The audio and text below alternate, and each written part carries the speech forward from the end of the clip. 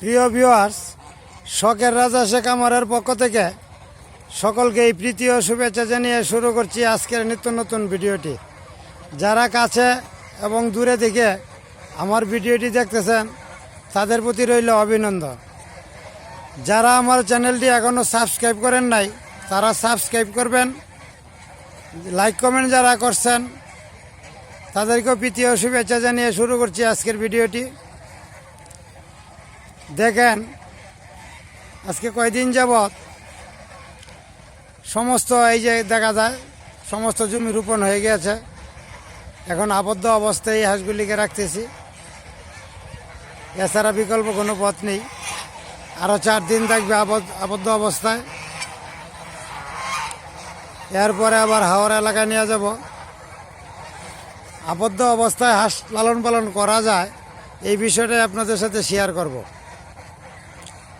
পানি ছাড়া সবুজ ঘাস ছাড়া হাঁস লালন পালন করা যায়, অর্থাৎ রাজহাঁস লালন পালন করা যায়।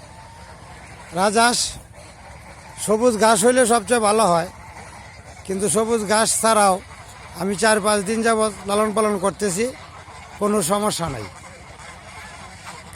আপনারাও এভাবে যদি অভ্যস্ত করতে পারেন তা আপনারাও লালন পালন করতে পারবেন, কোনো সমস্যা হবে না। আমি আবদ্ধ অবস্থায় লালন পালন করতেছি।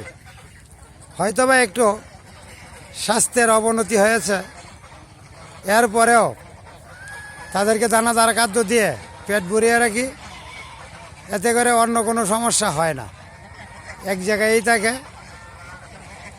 দৌড়াদৌড়ি বা ঘোরাফেরা বা চিল্লাপাল্লা এই ধরনের কোনো কিছু খারাপ আচরণ তাদের কাছ থেকে পাই নাই। এক জায়গায় থেকে পানিতে থেকে গোসলের সময় গোসল করে, খাবারের সময় খাবার খায়। আর এই যে দেখেন আমি চারিপাশ দেখাইতেছি, কোনো জালের বেড়া নাই, কিন্তু এরপরেও বেড়াবিহীন অবস্থায় তারা থাকতেছে, কোনো সমস্যা নাই। এই যে খাবারের সময় শুধু খাদ্য দিতে হয় পর্যাপ্ত পরিমাণে, পরে আর সমস্যা হয় না। তাহলে আমার একটা বাস্তব অভিজ্ঞতা হলো যে আবদ্ধ অবস্থায়ও হাঁস লালন পালন করা যায় এবং রাজহাঁস খুব বেশি পরিমাণেই লালন পালন করা যায়। তবে দানাদার খাদ্যের খরচটা একটু বৃদ্ধি পায়, আর এই দানাদার খাদ্য খরচটা কমানোর জন্যই কিন্তু ঘাস দেওয়া হয়ে থাকে। কিন্তু এই 1 সপ্তাহ ঘাসবিহীনভাবেই রাখতেছি, আগামী সপ্তাহ থেকে আবার পর্যাপ্ত পরিমাণে ঘাস পাবে। তো যাই হোক, আমার চ্যানেলটি যারা সাবস্ক্রাইব করেন নাই সাবস্ক্রাইব করে আমার চ্যানেলটির পাশে থাকবেন। ধন্যবাদ সবাইকে, ভালো থাকবেন, সুস্থ থাকবেন।